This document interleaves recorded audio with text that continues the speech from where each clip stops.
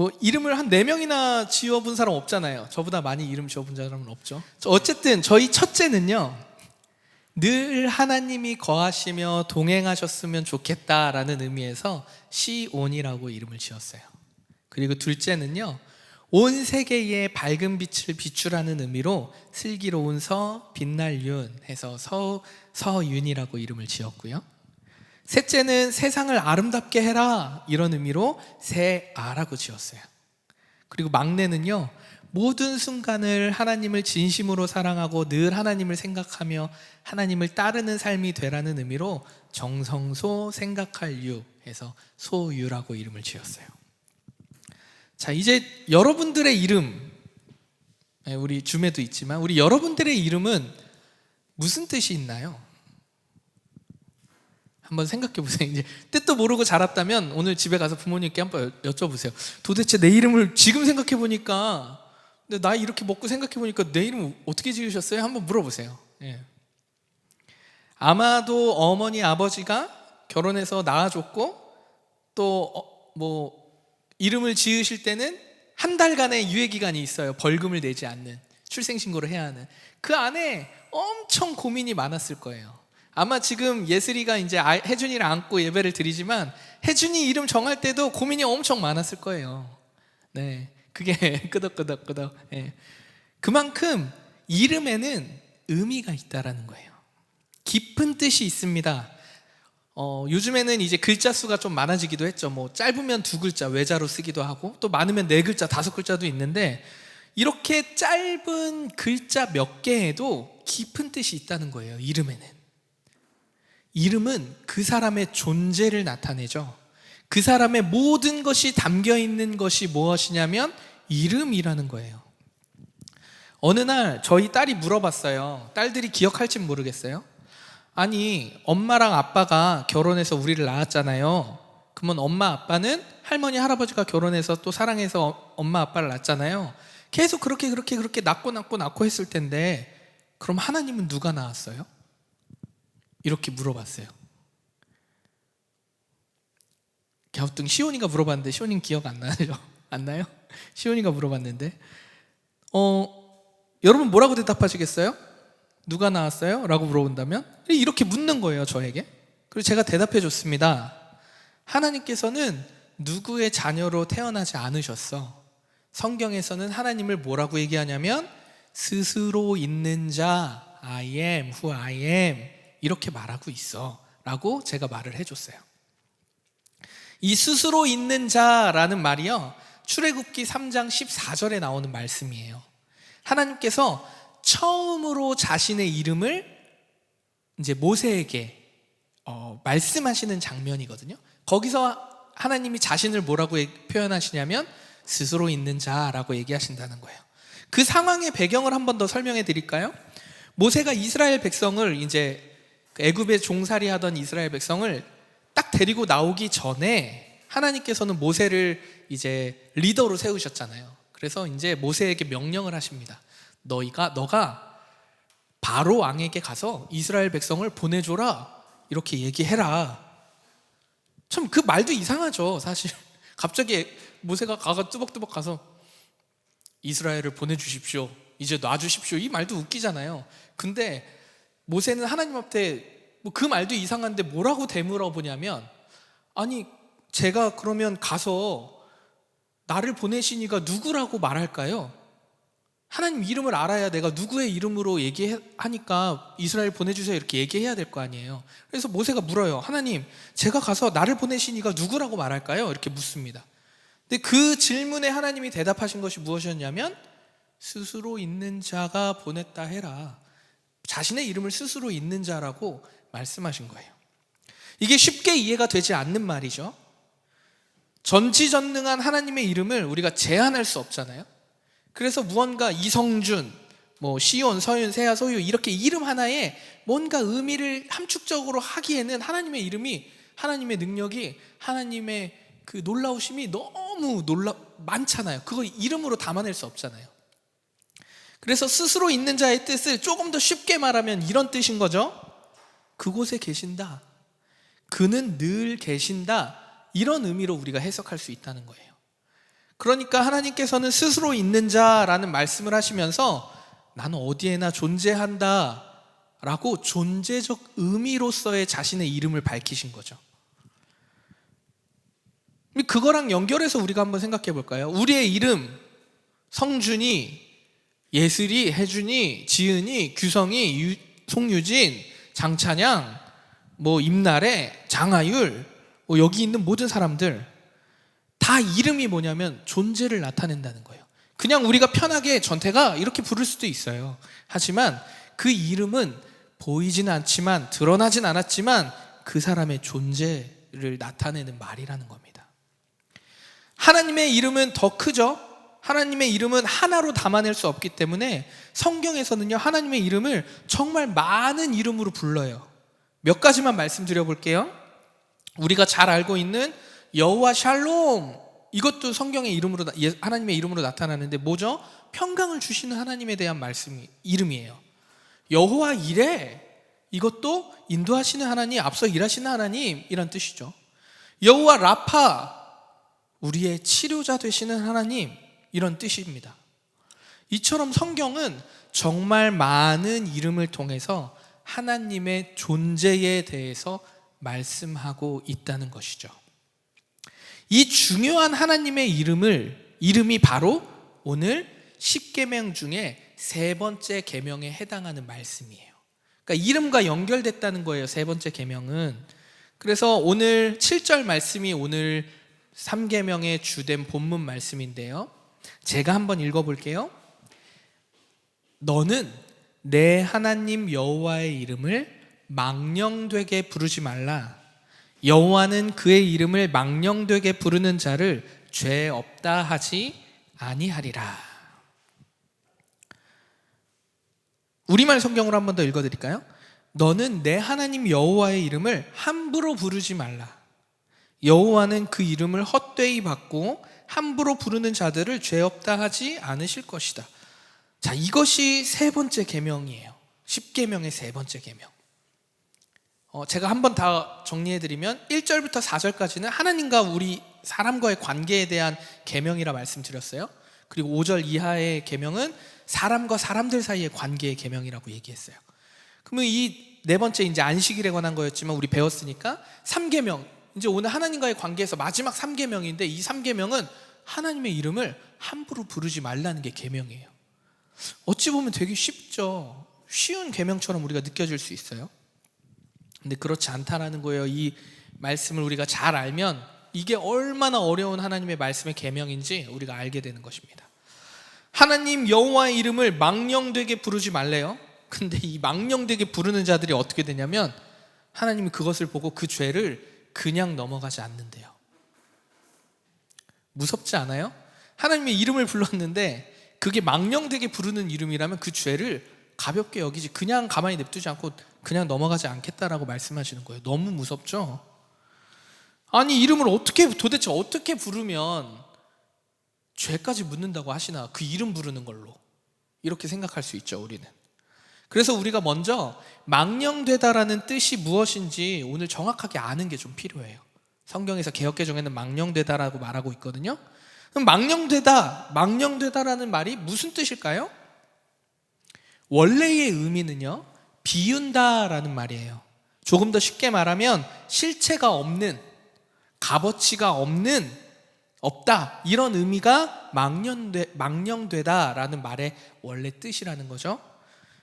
그러면 이런 의미를 담아서 우리가 오늘의 본문 7절 말씀을 다시 한번 말해보자면 하나님의 이름을 헛되게 부르지 말라, 의미 없이 부르지 말라라는 뜻으로 우리는 해석할 수 있겠죠. 우리말 성경에서는 하나님의 이름을 함부로 부르지 말라고 이야기하고 있어요. 정리해보면 이런 말이에요. 하나님의 이름을요, 남용하거나 오용하지 말라는 이야기인 거예요. 3계명이. 자, 그러면 이제 여기서 질문이 나와야 돼요. 우리는 어떤 때에 하나님의 이름을 남용하고 오용하는지 내 삶도 돌아보고 생각해 봐야 되겠죠? 그리고 오늘 성경의 말씀을 통해서 우리가 하나님의 이름을 남용하고 오용하는 것이 무엇인지를 우리가 생각해 봐야 된다는 거예요. 우리가 하나님 앞에 예배할 때 반드시 기도하죠. 우리가 또 일상에서도 수많은 기도로 하나님 앞에 기도합니다. 근데 누구의 이름으로 기도해요? 하나님의 이름, 예수님의 이름으로 기도하죠. 누구의 이름으로 기도하느냐가 우리의 믿음의 근원과 방향을 나타내기 때문에 반드시 우리의 기도의 끝에는 뭐라고 얘기해요? 예수님의 이름으로 기도합니다 라고 얘기하는 거예요. 만약에 그 말이 없어요, 우리의 믿음의 근원에 고백이 없어요, 누군가의 존재에 대한 고백이 없어요, 믿음으로 고백하는, 우리가 하나님 앞에 고백하는 건지 기도하는 건지 어떤 신에게 기도하는 건지 알 수가 없다라는 거죠. 그래서 우리는 기도의 항상 마지막에 예수님의 이름으로 기도합니다 이렇게 고백을 합니다. 그런데 우리 그런 적 있지 않아요? 열심히 마음 다해서 되게 열정적으로 기도했어요. 열심히 기도했는데 무엇을 놓고 기도했는지 지나고 난 뒤에 기억이 잘 안 나. 그런 적 있지 않아요? 예수님의 이름으로 열심히 기도했어요. 근데 기억이 잘 나지 않아요. 그 기도가 이뿐일까요? 믿음의 사람들과 함께 기도 제목을 나누고 함께 기도하고 서로 축복하면서 화답했어요. 기도할게요, 기도해 주세요. 그래서 기도할게요. 그런데 하루 이틀 지나면 그 사람이 무엇을 나누었는지 기도 제목이 기억이 안 나요. 바로 우리의 기도가 함부로 드리는 기도, 헛되이 부르는 기도가 된다는 것입니다. 이럴 때가 헛되이 부르는 기도가 된다는 것이죠.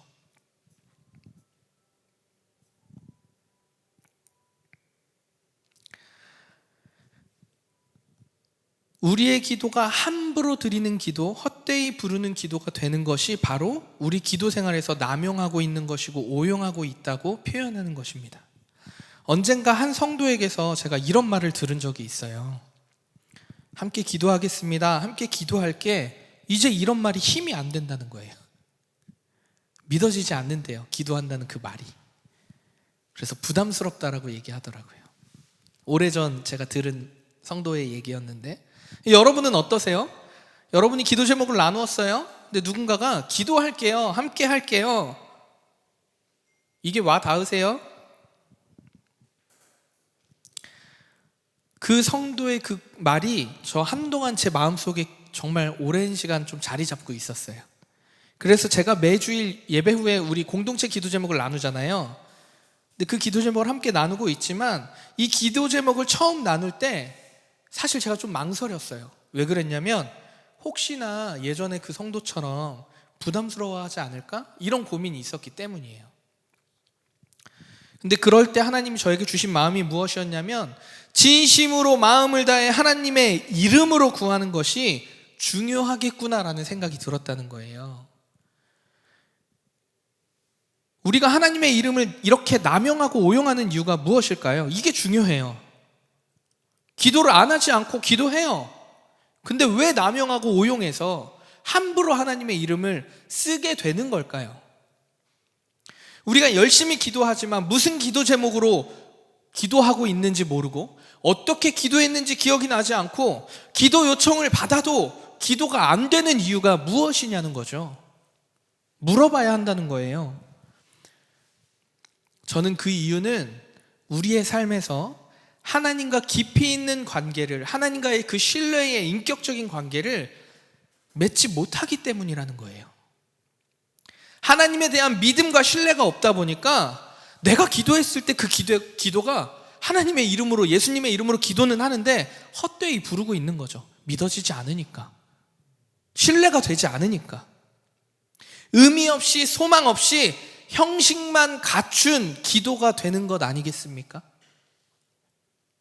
기도의 시간과 내용이 길고 많아야 좋은 것이 아니고요, 하나님과의 깊은 교제와 인격적 만남과 그 신뢰 가운데, 참된 믿음과 신뢰 가운데 하나님의 이름으로 기도하는 것이 중요하다라는 거죠. 마음을 다해 믿음으로 하나님의 이름을 부르며 기도하는 자들에게 하나님이 큰 은혜로 응답하시는 줄 믿습니다. 아멘? 아멘. 여러분, 우리가 누군가의 기도 요청을 받았어요. 제가 요즘 삶이 이래서 저 기도 좀 해주십시오 라고 기도 요청을 받았다고 하시면 여러분 망설이지 마십시오. 단 30초라도 구구절절 다 해석하고 풀어내서 기도하지 않아도 좋아요. 그 사람의 이름을 부르세요. 만약에 제가 여러분들에게 기도 요청을 했다고 생각해 보세요. 그러면 하나님, 이성준 목사님을 위해서 기도합니다. 지금 이 기도 제목들 가운데 하나님 더 잘 아시오니 그 마음 가운데 평안과 기쁨과 하나님 앞에 드리고자 하는 간구하는 그 기도 제목들 가운데 하나님의 은혜가 있길 간절히 소망합니다. 이거면 돼요. 미루지 마십시오. 망설이지 마십시오. 기도 요청을 받았다면 그 자리에서 단 30초라도 기도하세요. 그 순간 기도해 보세요. 저는요, 우리 성도들뿐 아니라 외부에서 기도 요청이 많이 와요. 이렇게 뭐 대화하다가도 목사님 기도해 주세요, 목사님 기도해 주세요, 이런 얘기가 많이 들어요. 채팅에 무슨 글이 있는데요, 최수희 사모님 혹시 채팅에 뭐 소리 때문에 그런가? 봐주세요.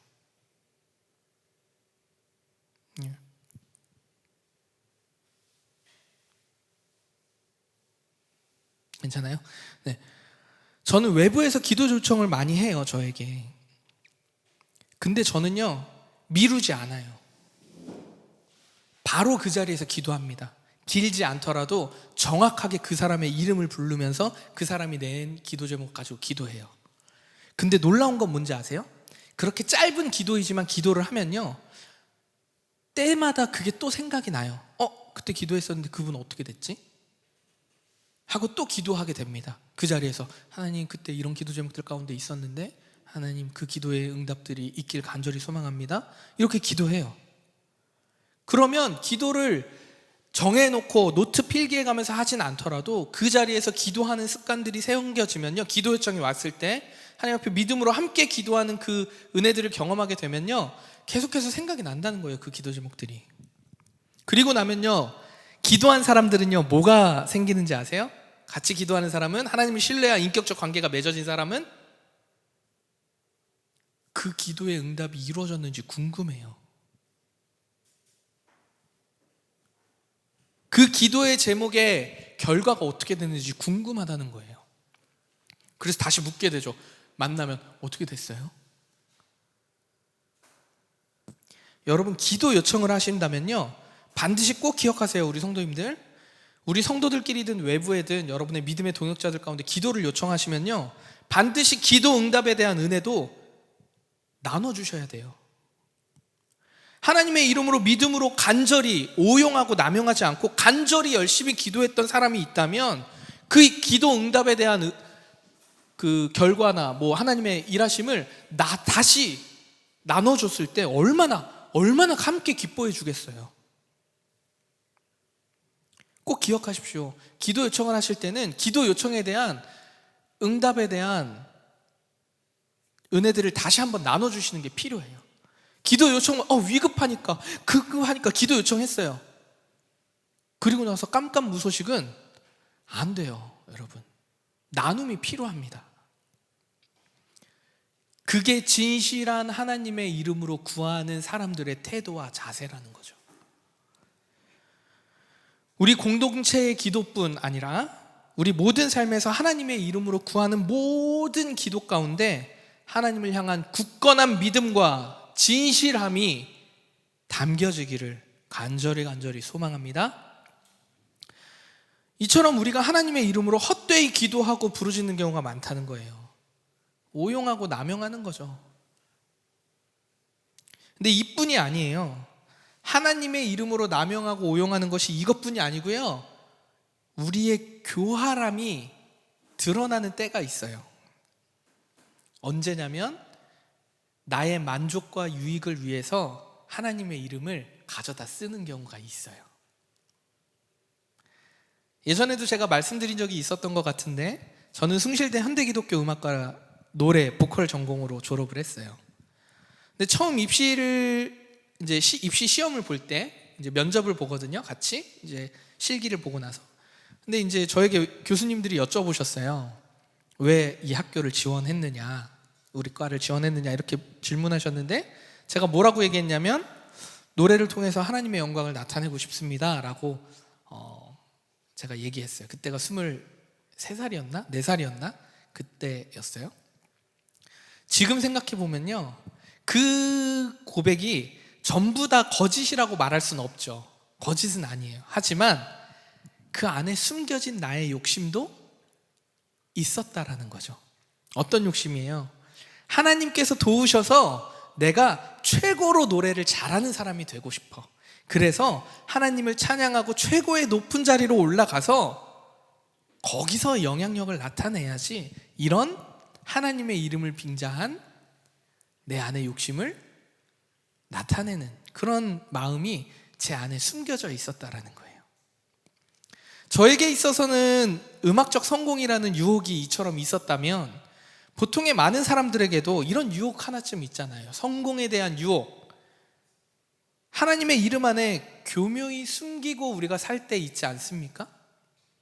나의 만족과 유익을 위해 하나님의 이름을 사용하는 거죠. 부끄럽지만요, 우리가 이것에서 완전히 자유롭기란 쉽지 않다는 거죠. 그렇기 때문에 우리는 무엇이 필요하냐면 하나님과의 깊은 교제가 필요해요. 하나님과의 깊은 교제는 그러면 무엇입니까, 목사님? 나도 하나님의 이름으로 오용하고 남용하고 나의 만족과 유익을 위해서 쓰거나 생각도 없이 의미 없이 그냥 습관처럼 기도하고 싶지 않은데 어떻게 해야 됩니까? 라고 물을 수 있잖아요. 여러분, 다른 길이 없어요. 성경의 말씀을 보십시오. 하나님의 말씀을 들어야죠. 하나님은 성경의 말씀을 통해서 자신을 나타내셨어요. 일상의 세상의 자연을 보면서도 하나님의 살아계심을 우리 하나님 할 수 알 수 있지만 그 하나님이 어떠한 분인지, 어떠한 성품으로 어떠한 분이고 그래서 우리에게 어떠한 일들을 하셨고를 알기 위해서는 성경의 말씀을 봐야 해요. 성경의 말씀을 보지 않고 계속 시간이 흘러요. 그러면 와, 이 천지 만물을 창조하신 하나님, 이거 말고는 하나님에 대해 아는 게 없는 거죠. 그러면 인격적 관계, 깊은 교제가 이어져 갈 수 있겠어요? 없어요. 그러니까 어떻게 돼요? 시간이 흐르고 머릿속에 성경적 지식 아니면 신앙적 어떠한 습관, 형식들은 잘 새겨졌는데 말씀이 뭔지, 하나님이 누구인지는 잘 모르니까 내 생각에 옳은 대로 살아요. 사사기에 소견에 옳은 대로 살았던 그 이스라엘 백성과 같은 삶을 우리가 산다는 것입니다. 자, 성경의 말씀을 통해서 우리는 하나님의 어떠한 분인지 깊이 있게 알 수 있어요. 성경의 말씀을 통해서. 근데 이 깨달음이요, 성경을 읽고 끝나는 게 아니에요. 성경을 읽고 하나님이 이러한 분이셨구나 라고 알게 되면요, 매일 알 수도 있고 몇 날 며칠 읽어도 하나님이 어떤 분인지 모를 때도 있어요. 그럼에도 하나님의 말씀을 읽고 알기 위해 노력하는 그 가운데 어느 때 그 분별이 더 확 하나님의 은혜를 주시냐면 일상을 살 때예요. 말씀으로 성경을 읽었잖아요. 근데 그게 일상을 살 때 그 말씀이 떠오르면서 이걸 얘기하시는구나 하나님이. 그래서 우리 일상의 삶에서 이렇게 하나님이 일하시는구나를 깨닫게 된다는 거예요. 성경을 읽지 않으면 일상을 살 때 분별할 수가 없어요. 어떻게 분별해요? 하나님이 어떤 분인지 모르는데. 그냥 하나님은 전지전능하시지, 하나님 놀라우신 분이지, 이걸로 끝나는 겁니다.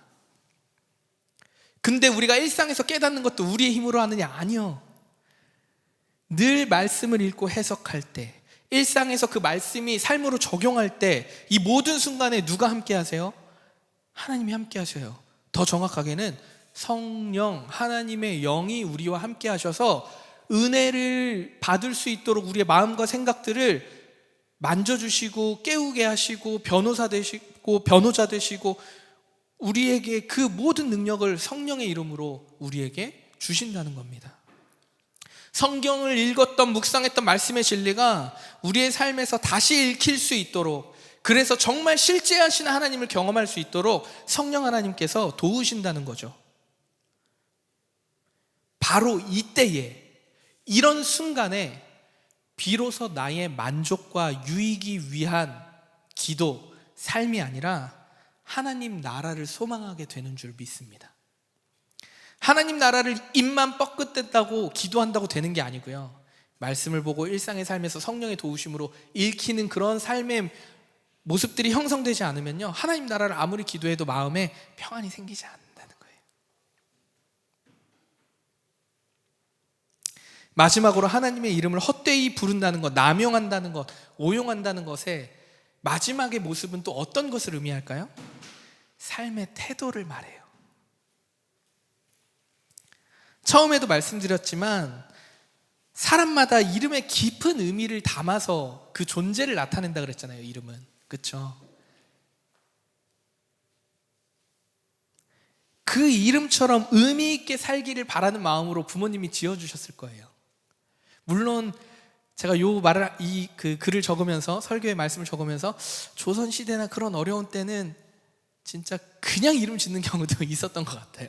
그런 건 좀 예외로 생각하고, 이 시대는 뭐 내 딸 자녀들을 대충 짓지는 않잖아요, 이름을. 그렇죠? 우리는 우리의 이름, 의미 있는 우리의 이름도 있지만 동시에 여러 이름이 있습니다. 신앙인들에겐 하나님의 자녀, 하나님의 백성, 하나님의 군사 등 하나님께 속했음을 고백하는 이름들이 우리에게 주어졌다는 거죠. 이성준 말고도 있다라는 겁니다. 그런데 하나님의 자녀의 이름이 우리가 부여받았어요. 근데 그 자녀답게, 백성답게, 군사답게 살지 못한다면 그 이름이 얼마나 부끄러워지겠어요? 하나님의 백성답게 살지 못한다면 어떠하겠습니까? 하나님의 군사라고 불리움을 받았는데 늘 패잔병처럼 산다면 어떻겠어요? 이것이 오늘 제3계명의 하나님의 이름을 망령되이 부르지 마라 라고 얘기하시는 그 계명의 말씀에 맞지 않는 우리의 삶의 태도라는 것입니다. 하나님의 이름을 망령되이 부르지 말라, 이것에 대한 삶은요, 입으로는 하나님을 사랑한다고 고백하지만 전혀 다른 삶을 살 때에, 거짓된 삶의 모습일 때에 바로 망령되는 삶이라고 얘기한다는 거죠.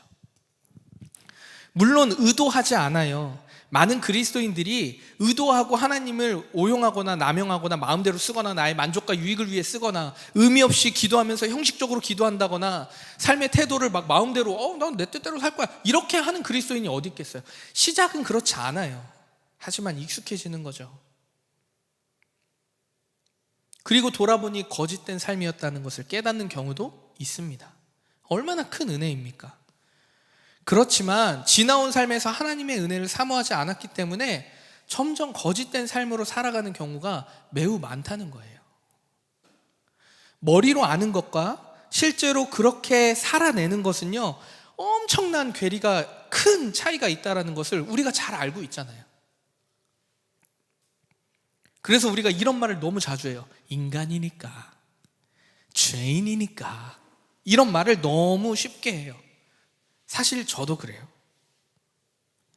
너무 부끄럽지만. 근데 제가 이 설교 준비하면 내가 그런 말 하면 안 되겠구나, 이 생각이 들었어요. 가볍지만 내 입 밖으로 나오는 말에 거짓된 것들을 합리화하는 말들을 내가 던지면 안 되겠구나 라는 생각을 했어요. 내가 먼저 인간이니까, 죄인이니까 라는 말로 어떤 것을 하는 거냐면 하나님의 은혜를 제한하는 거예요. 내가 선을 그어놓는 거야. 하나님 은혜 필요 없어. 하나님 은혜 주시면 죄인을 구원하셨는데 내가 죄인이니까, 인간이니까. 여러분, 우리가 꼭 기억해야 하는 것이 있다면요, 우리의 노력으로 애씀으로 하나님의 은혜를 받는 것이 아니라는 거예요. 여러분 꼭 기억하십시오. 우리의 애씀과 노력으로 하나님의 은혜를 받는 게 아니에요. 하나님이 먼저 하셨습니다. 먼저 다가와 주셨고, 먼저 우리를 초대하셨고, 먼저 그 구원의 일들을 하셨어요. 보여주셨어요. 나타내셨어요. 그리고 우리를 초대하신 거예요. 하나님이 가만히 흑암 가운데 가만히 계시다가 인간이 하나님 진짜 나의 신이여 나를 도와주셔서 이렇게 해서 하나님이 뿅 나타나서 그래 도와줄게, 이게 아니라는 거예요. 1부터 100까지 우리가 먼저 시작한 건 없습니다. 하나님의 은혜 가운데 우리가 여기까지 온 것임을 잊지 않으셔야 돼요.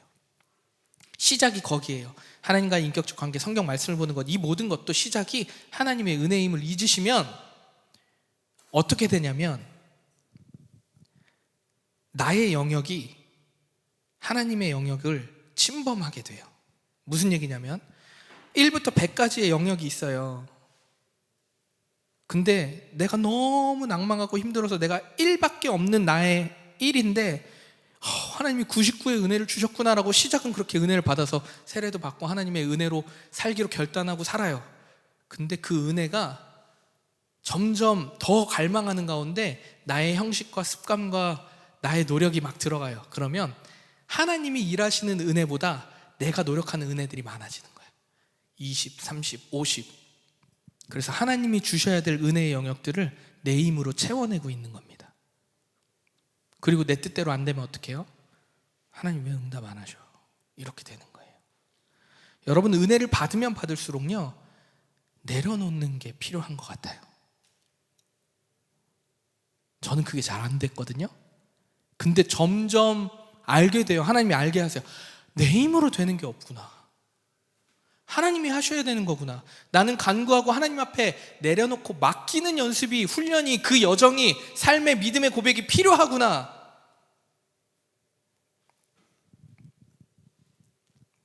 하나님의 이름으로 산다는 것, 하나님의 이름을 망령되이 부르지 않는다는 것은요, 하나님이 나의 주인이심을 고백하는 것과 같습니다. 그런데 내가 주인처럼 행세하고 내가 했다고 떵떵거리며 살아갑니다. 아니라고 말하지 마세요. 지나고 나면 마음 깊은 곳에 우리의 교활함이 숨어 있어요. 내가 했으니까. 내가 얼마나 고생했는데, 내가 그 고통을 어떻게 감당했는데. 아니요, 하나님이 하신 겁니다. 그렇게 입술로 고백하십시오. 하나님께서는 우리의 이런 모습을 하나님이 하셨습니다.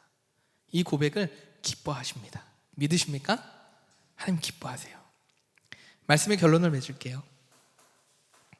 사랑하는 우리 올디너리 교회 성도 여러분, 하나님의 자녀, 하나님의 백성답게 살고 싶지 않으십니까? 저 너무 살고 싶어요. 또한 여러분의 이름에 담긴 좋은 의미를 포함해서 하나님 이 땅에 우리를 보내주셨잖아요. 그 좋은 의미, 특별한 존재, 한 사람 한 사람 얼마나 특별한 존재예요.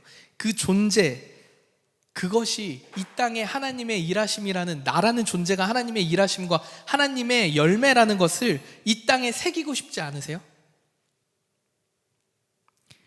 여러분 이름의 그 특별한 존재를 하나님 불러주셨는데 그 이름에 걸맞는 삶을 살고 싶지 않으십니까? 그렇다면 너무 먼 길, 너무 먼 스텝을 생각하지 마세요. 하나님과 동행하는 삶이 무엇인지 다시 한번 고민해 보세요. 내가 하나님의 성경의 말씀에 귀를 기울이고 있는지, 내가 하나님의 성경의 말씀을 듣고자 하는 마음은 있는지, 하나님의 은혜의 영역을 내가 스스로 해보겠다고 노력하고 있는 것은 아닌지, 내 삶을 직면하는 시간들이 너무 많이 필요하다는 겁니다. 제가 아까 중요하니까 한 번 더 반복하듯이 말씀드리지만, 하나님이 어떠한 분이신지 알기 위해서 우리는 하나님이 우리에게 계시하여 나타나신 성경의 말씀을 가까이 하지 않으면 하나님이 어떠한 분인지 절대 알 수 없어요. 하나님 살아계시는구나 라고는 알 수 있죠. 근데 하나님의 말씀을 읽지 않으면요, 하나님이 어떠한 분인지, 하나님이 어떠한 성품으로, 어떠한 인격으로 우리에게 다가오셨는지, 하나님이 어떠한 놀라운 일을 하시는지 아무것도 알 수 없다는 거예요.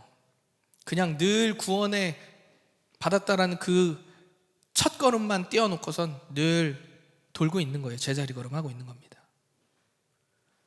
결국에 우리는 하나님의 이름으로 산다 하지만 헛되이 부르는 삶으로 향해 가고 있다는 거예요.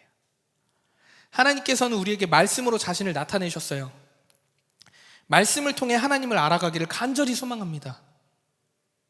그 하나님과의 인격적 관계가 형성이 되지 않으면요, 깊이 있는 관계를 내가 하나님의 은혜 가운데 발을 내디뎌 보지 않으면 여지없이 우리는 하나님의 이름을 갖다가 이용하는 삶이 된다는 겁니다. 이제 2달 반 정도 지나면요 22년도 끝나요.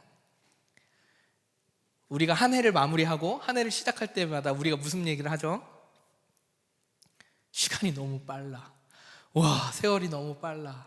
이렇게 얘기하면서 또 신앙적으로는 이런 얘기도 하죠. 성경을 너무 못 읽었어. 일독도 못했네. 뭐 이런 등등. 뭐 일독을 했냐 안 했냐가 중요한 게 아니지만 어떠한 신앙적인 찔림도 있고 내 삶의 열매도 뭔가 이루어졌으면 나 열심히 살았어 이것도 하지만 시간이 너무 빨라 하면서 그 시간의 세월 앞에 우리가 되게 무력함을 느끼게 되잖아요. 그리고 다시 새해가 되면 또 우리 마음을 다 잡습니다. 자, 여러분, 남은 2022년 이제 어떻게 보내시겠어요? 하나님 이름에 걸맞는 삶을 살고 싶지 않으십니까? 그렇다면 성경의 말씀을 시간을 정해서 주 야로 묵상하십시오. 10분이면 10분, 5분이면 5분. 억지로 은혜 뽑지 않아도 돼요. 읽으면서 하나만 질문하세요. 성경에 나타난 하나님은 어떠한 분이지? 그것만 질문하세요. 그리고 여러분의 일상을 열심히 사세요. 그리고 성경에 나타난 하나님이 내 삶에 어떻게 일하시는지 일상을 살면서 물으세요. 하나님, 성경에는 하나님 이런 분인데 그럼 내 삶에서 하나님 어떻게 일하고 계세요? 앞서 일하신다면서요, 하나님. 이게 분별의 시작입니다, 여러분. 하나님을 망령되이 외치는 삶이 아니라 하나님이 우리 구주임을 고백하며 감사와 찬양과 기쁨과 축복을 선포하며 외치는 우리 올디너리 교회 모든 성도님들 되시기를 그리스도의 이름으로 축원합니다. 말씀을 통해 깨달은 은혜와 결단들이 우리 삶에 반드시 나타나게 되어 있어요. 여러분, 우리의 삶에 적용하는 것 성령의 은혜로 적용하게 되어 있어요. 그래서 우리는 은혜를 구하며 나아가야 합니다. 오늘 같이 고백했지만 여러분, 예수 그리스도의 이름에 능력이 있습니다. 믿으십니까? 예수 그리스도의 이름에 능력이 있어요. 우리 이름에 누군가 황전택 했을 때 전택의 이미지가 떠오르는 것처럼 예수님의 이름에 능력이 있다는 거예요. 예수님이 어떤 분인지 알면 알수록 그 구원의 능력, 힘과 능력이 우리에게 주어진다는 거예요. 믿으셔야 됩니다. 들리셔야 합니다. 예수 그리스도의 사랑과 은혜가 희미해지지 않도록 외치시고 기도하시고 묵상하시고 일상에서 최선을 다해서 그 은혜들을 달라고, 경험하게 해달라고 간구하십시오. 영적인 언어들이고 영적인 눈들이라서 뭐라고 더 표현하기가 어려워요. 제가 하나님 진짜 이렇게 고백해요. 저는 하나님, 제가 설교하는데 제가 조금 더 많은 하나님의 은혜를 경험해서 우리 성도들에게 잘근잘근 씹어서 정말 잘 전해주고 먹이고 싶어요, 하나님. 근데 아직 제가 여기까지인 것 같아요. 더 예수 그리스도 앞에 희미해지지 않도록 하십시오. 말씀을 묵상하시면서 최선을 다해 열심히 사십시오. 그리고 그 안에 하나님의 은혜를 경험하게 되어지기를 그리스도의 이름으로 축원합니다. 아멘. 이 시간 같이 기도했으면 좋겠어요.